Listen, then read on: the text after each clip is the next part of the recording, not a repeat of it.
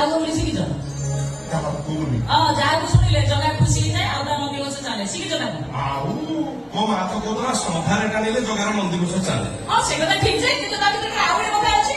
କଣ କଥା ହଉଛି ଏଇ ଯେ ରଥ ଚାଲିଲା ବେଳେ ଜଗା ଜାଣି ଶୁଣି ତା ରଥ ଟିକେ ବ୍ରେକ୍ ଲଗେଇ ଦିଏ। ହଁ ଯିଏ ଯେତେ ଜୋର ଲଗେଇଲେ ବି ରଥ ଆମ ବଢିଆ ତ ଲଗେଇଲେ ଟୋଟାଲ ଭଲେନି ବହୁତ କଷ୍ଟ।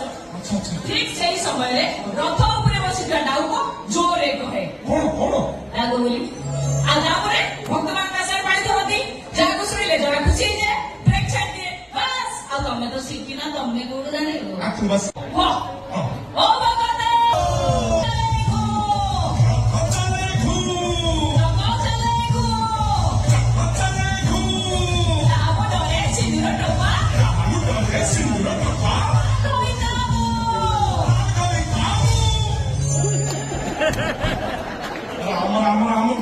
ଏଇ କଥା ଶୁଣିଲେ ଜଗାର ନନ୍ଦିଘୋଷ ଚାଲେ।